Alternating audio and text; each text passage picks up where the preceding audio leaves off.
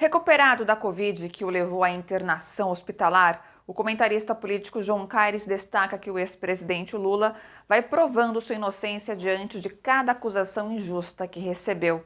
Vamos acompanhar. Quero falar um pouco sobre a chamada CPI do CARF, que se desdobrou na medida provisória do setor automotivo, onde um delegado da Polícia Federal, o senhor Marlon Cajado, tentou de toda forma acusar o presidente Lula de receber propina de montadoras em virtude dessa chamada medida provisória. Mas cabe lembrar aqui que houve a CPI do CARF. O que é o CARF? É um departamento dentro da Receita Federal que negociava com as empresas a questão de multas. E houve uma operação chamada Operação Zelotes, feita pela Polícia Federal, onde pegou grandes bancos, montadoras, grandes empresas que, de algum jeito, negociavam com funcionários do CARF o não pagamento de multas, através de pagamento de propina. Então essa era a Operação Zelotes, que deveria ser investigada a fundo. Mas graças a esse delegado, chamado Marlon Cajado, ele desvirtuou a Operação Zelotes e colocou o presidente Lula nisso.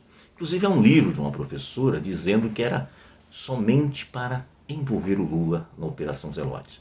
Um livro que ela tentou publicar, várias editoras não quiseram publicar, mas hoje esse livro está muito atual. E com a inocência do presidente Lula nesse processo, vale muito a pena ler, porque foi mais uma técnica de lawfare, de envolver o presidente Lula em vários processos. São 14 ao todo, e o presidente Lula está sendo inocentado já em 3, e outros processos já foram arquivados por falta de provas e tudo mais.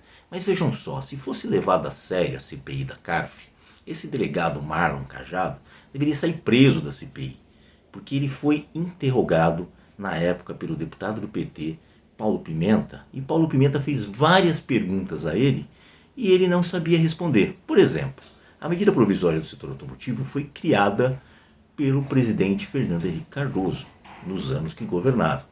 Uma medida provisória interessante. Várias empresas se instalaram no Brasil graças ao acordo do setor automotivo.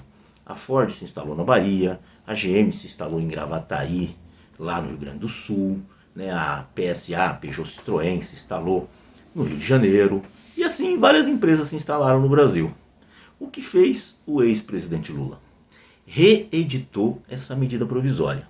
E graças a essa medida provisória reeditada pelo presidente Lula, veio para o Brasil a Hyundai, que se instalou em Piracicaba, a Jeep, que se instalou em Goiânia, a Goiânia que eu digo lá em Pernambuco, e outras empresas como, por exemplo, a Chery, aqui em Jacareí, a Jaguar Land Rover, no Rio de Janeiro, a própria Nissan, a Renault Nissan, que tem a Renault no Paraná, que veio no período anterior, se instalou no Rio de Janeiro pós medida provisória do governo Lula, e com isso facilitou a vida de muitos brasileiros, expandiu o setor automotivo, criou emprego, gerou impostos nessas cidades, e infelizmente várias empresas estão indo embora. Tem empresas que vieram, como o caso da Mercedes, que se instalou no interior de São Paulo, que fechou agora, a própria Ford, que fechou na Bahia, por causa de um desgoverno que vem.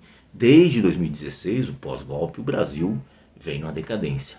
E tentaram envolver o presidente Lula nisso, como se ele tivesse recebido algum tipo de vantagem por reeditar uma medida provisória que foi feita por Fernando Henrique lá atrás.